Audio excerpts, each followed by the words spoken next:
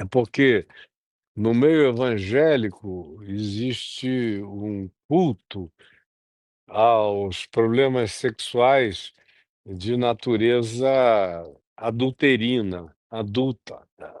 São traições adultas, adultério de pastor ou pastor de calcinha fazendo pesquisa de ré para ver o que na ré dele ele detecta, mais uma coisa séria, bem estruturada, estribada em pesquisa, em ciência, em tempo de trabalho, é muito difícil você encontrar no meio cristão religioso. E a acusação dos padres, especialmente nos Estados Unidos, encontrou também uma mídia que, na sua maioria, é protestante. Eu não estou dizendo que foi por causa disso que houve as divulgações que houve, mas a demora, muitas vezes, aconteceu em razão de que havia até mesmo grupos e empresas jornalísticas que diziam: "É melhor a gente não meter a mão nisso, isso é uma casa de marimbondos, tem muita influência contrária", todos aqueles pudores.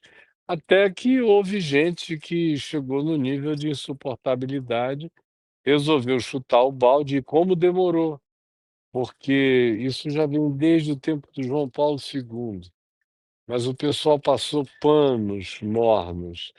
Aí veio o Ratzinger, o Bento XVI, na Igreja Católica, e outra vez foi um passar de pano absoluto. E aí, nesse processo, ele caiu num estado de desmoralização profunda, porque ele fez acobertamentos nítidos, e como ele era um homem em quem tinha sobrado consciência e sensibilidade, misturando isso também com os problemas do Banco do Vaticano, que eram gravosíssimos, ele preferiu se recolher numa posição de aposentadoria e de papado emérito, e aí foi onde apareceu o nosso querido Francisco, que foi em função de quem e em razão de quem a gente encontrou as primeiras soluções propostas e as primeiras práticas solucionadoras sendo efetuadas, o que melhorou infinitamente a situação, embora ela não esteja de todo resolvida e não estará enquanto a Igreja Católica não repensar todo o seu problema de imposição celibatária sobre os sacerdotes. Aí, conclusão, o cara fica anos e anos e anos dentro do seminário, o convívio dele é sempre um com o outro, homem com homem, fica igual soldado na guerra. Vai batendo algumas aflições e aí alguém entra na velha história da meia, de quando eu era criança, há 70 anos atrás, tinha a história da meia, que o cara tirava ali no palitinho para ver quem começava, né.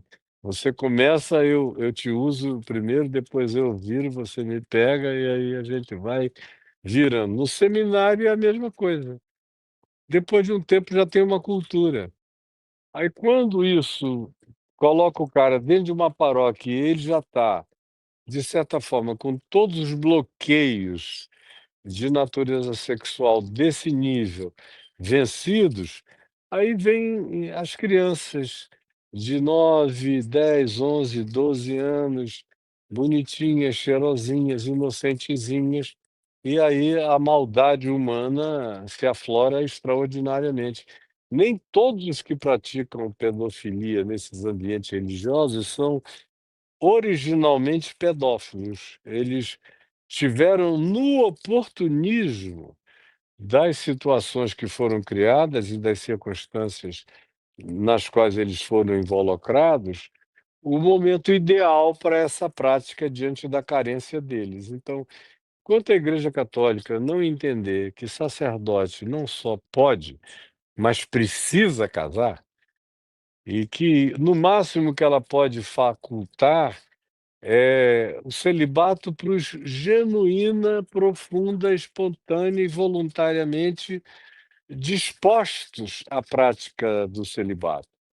Do contrário, com esse celibato imposto, tem muita gente que ama tanto a vontade de servir como sacerdote, que diz: eu vou aguentar a barra a minha vida inteira e não vou fazer nada errado, embora eu quisesse muito ter afeto, carinho, uma família, deitar num ombro, ter alguém no meu ombro, uma caminha quente, dormir de conchinha com uma pessoa a quem eu ame.